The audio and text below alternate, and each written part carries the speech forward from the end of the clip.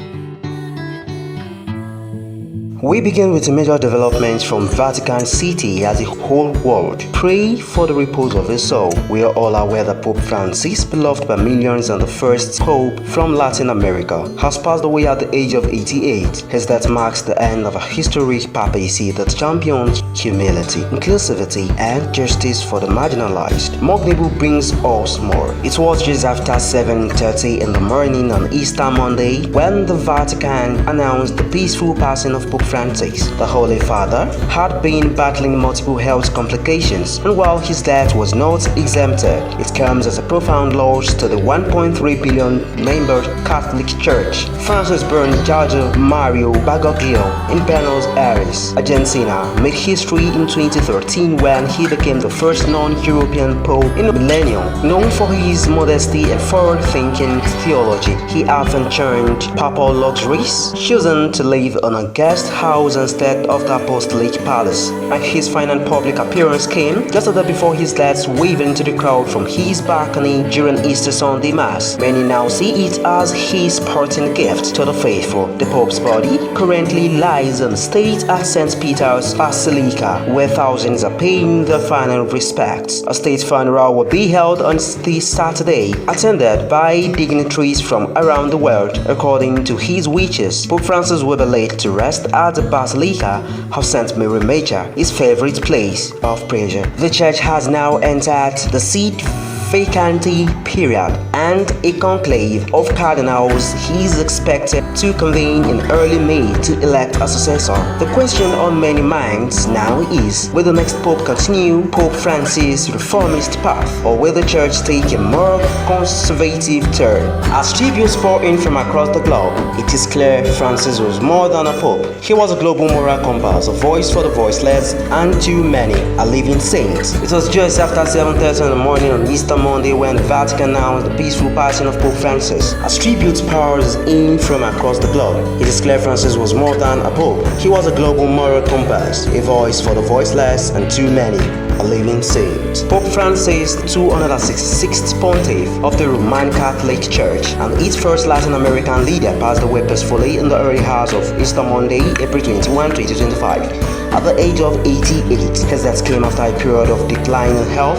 during which he remained under close medical supervision within the Vatican. According to the official Vatican sources, the Holy Father spent his final hours in quiet reflection, surrounded by members of his inner circle and the papal household staff. His departure not only concludes a remarkable chapter in Catholic history, but also marks the loss of a spiritual figure who was deeply revered across faiths and nationalities. Francis' 12-year papacy was widely regarded as one of the most transformative in recent memory. From the moment of his election in 2013, he brought a new tone to the papal office, one characterized by simplicity, compassion, and a desire to bring the church closer to ordinary people. He shunned the luxurious trappings of the papacy, choosing instead to live in a modest guest house. I frequently made unscheduled visits to the poor, the sick, and the marginalized. His actions spoke louder than words, reflecting his commitment to humility and service. As the first pope from the global south and the first Jesuit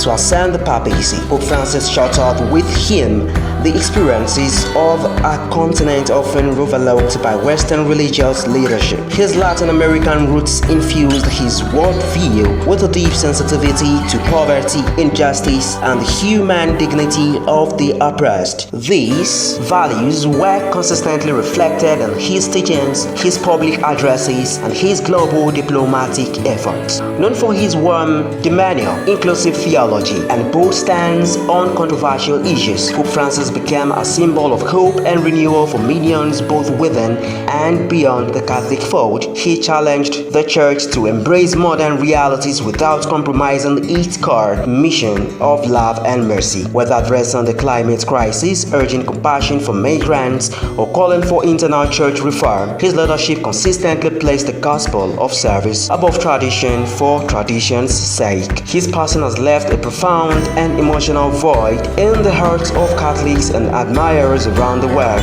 Tributes have begun pouring in from heads of states, religious leaders, and grassroots communities alike, reflecting the wild and enduring impact of a man who sought not just to lead, but to walk alongside the faithful as a pastor, a reformer, and a humble servant of God. The cause of his death was attributed to severe cerebral stroke, which led to an irreversible coma, followed by cardiocirculatory collapse. Vatican physicians confirmed that the Pope did not suffer in his final hours and that he had been surrounded by members of his personal staff and health team. Medical records revealed that Pope Francis had been quietly contending with a combination of chronic health challenges over the past few years. Among these were recurrent respiratory infections, arterial hypertension, and complications associated with type B diabetes. Despite these elements, he displayed remarkable endurance and dedication, maintaining a visible and active presence in the papal duties. He continued to deliver blessings, meet with dignitaries, and issue statements on global matters of peace, justice, and environment and concern, often defying expectations given his age and condition. In what is now being remarked as a profoundly moving final gesture, Pope Francis made a surprise appearance on Easter Sunday just one day before his death, as the encouragement of his long-time personal health assistant. His frail figure, though visibly weakened, managed a warm wave and offered his signature words of blessing and hope to the tens of thousands gathered below. Vatican insiders have since described this moment as the Pope's symbolic farewell to the world, a final act of love and connection that resonated deeply with millions watching across the globe. In the wake of Pope Francis' passing, the Vatican moved swiftly and reverently to begin the formal rites that honor the death of a pontiff in accordance with centuries-old Catholic tradition. The late Pope's body was carefully prepared and ceremonially transferred to St. Peter's Basilica in the early hours of Tuesday, April 23, clothed in papal vestments and laying in a simple casket. Pope Francis now rests beneath the great dome of the Basilica, where thousands of mourners have begun gathering to pay their final respect. The Vatican announced that the public would be granted access to view the body lying in state from April 23 through the evening of Friday, April 25. Since the Basilica's doors opened, an overwhelming outpouring of devotion has unfolded. Pilgrims and Catholic faithful, many of whom traveled from across the globe, have formed winding lines outside the Basilica, some waiting up to the 6th hours under the Roman sun just to have a moment of silent prayer before the beloved Pope's body. Floral offerings, handwritten notes, and rosary beads have been left by visitors, creating an emotional and moving scene of global grief and unity. The atmosphere inside St. Peter's Basilica has been described as reverent and somber, with Vatican Swiss guards standing vigil by the casket and full ceremonial attire. Choirs of softly chanted hymns as mourners filed past, and priests have been stationed around the Basilica to offer prayers and spiritual guidance to those overwhelmed with emotion. The Vatican also confirmed details of the funeral mass scheduled to take place at 1 in the morning on Saturday, April 26, in St. Peter's Square. The mass will be presided over by Cardinal Giovanni Battista Re, the Dean of the College of Cardinals. The ceremony is expected to draw a vast congregation both physically and virtually as global dignitaries, world leaders, religious figures, and representatives from various faith traditions converge on Vatican City for what is anticipated to be one of the most significant and solemn religious ceremonies of the year. Live broadcast of the event will be transmitted across continents, and many cathedrals and churches worldwide plan to hold simultaneous service in honor of the late pontiff. True to his character and values, Pope Francis had left specific instructions for his final resting place. Known for his unwavering humility and desire to lead a modest life even more from the seat of global spiritual power, he had requested not to be buried alongside his predecessors in the crypts beneath St. Peter's Basilica. Instead,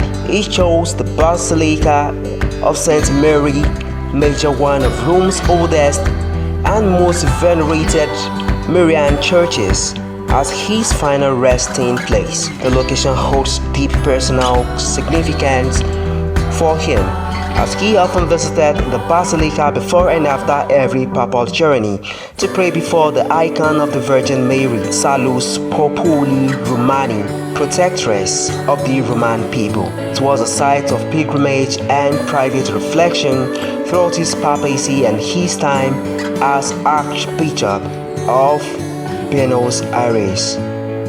His request further cements the legacy of a pope who consistently placed simplicity, accessibility, and service above tradition and grandeur.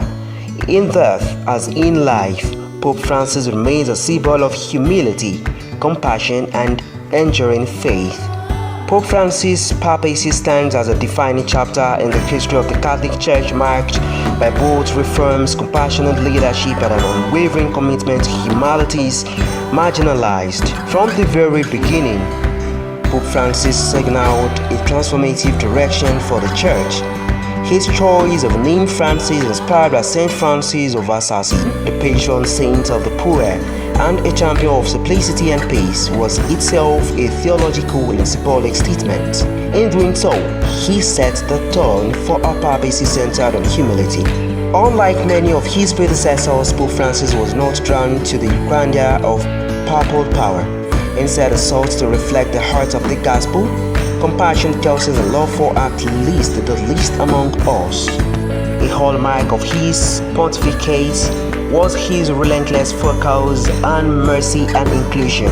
He declared 2016 as the Jubilee year of mercy and consistently urged clergy and lay people alike to be more welcoming and forgiving, whether addressing estranged Catholics, the LGBTQ community, divorced individuals, or non-believers. Pope Francis fostered an environment of openness and dialogue, often reminding the world that the Church is a field hospital after battle, meant to heal, not to judge.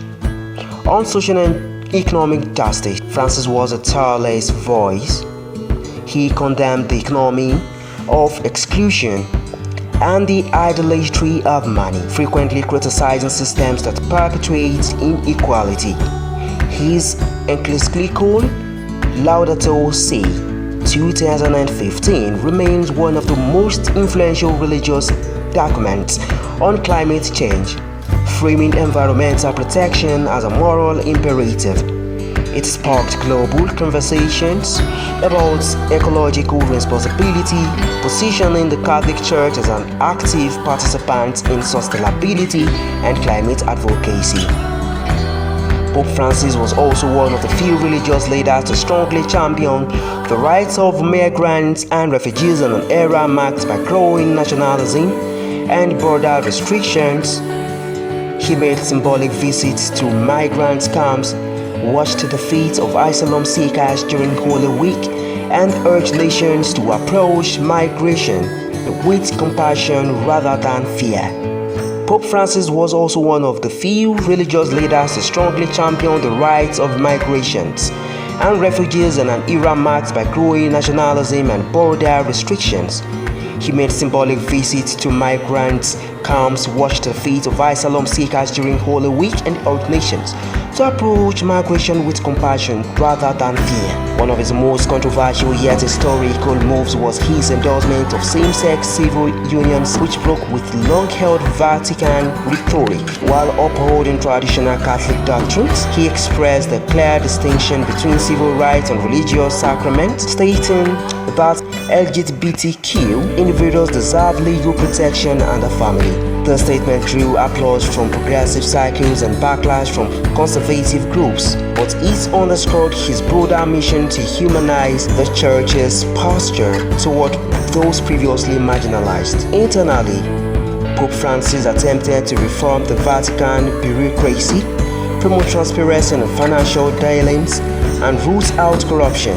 He reorganized departments. His desire to make the Church more accountable and relevant in the 21st century. He recognized departments, encouraged lay participation in leadership, and crafted mechanisms for more responsible governance.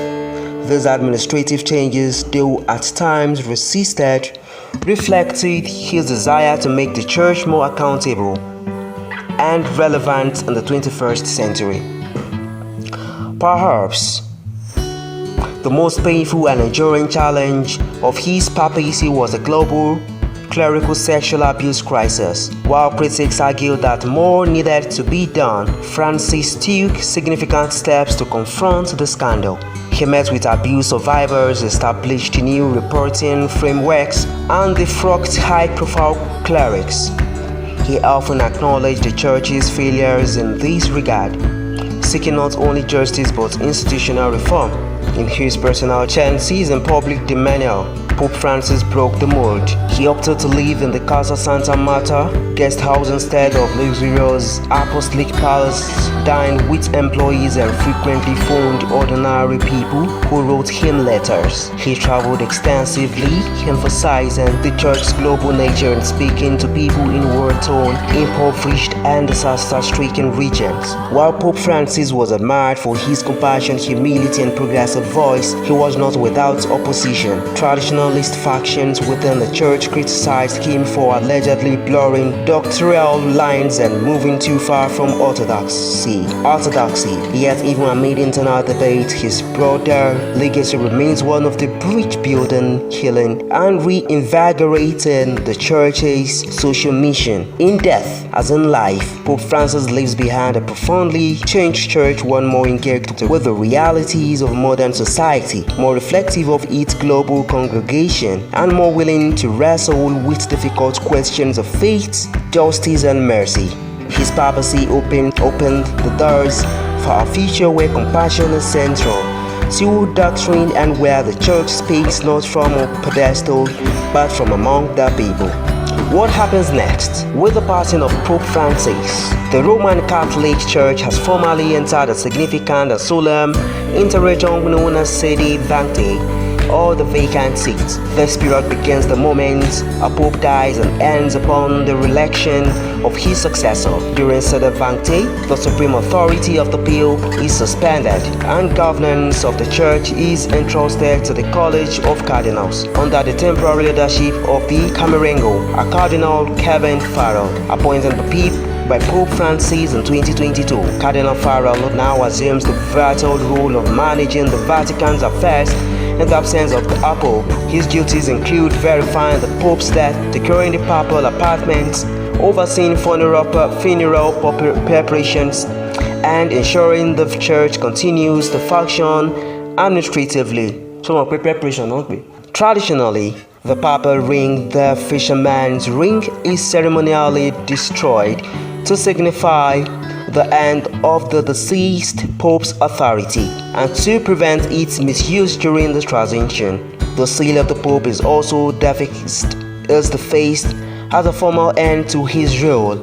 Cardinal Farrell has already initiated this rite and begun coordinating with the College of Cardinals to organize the next conclave.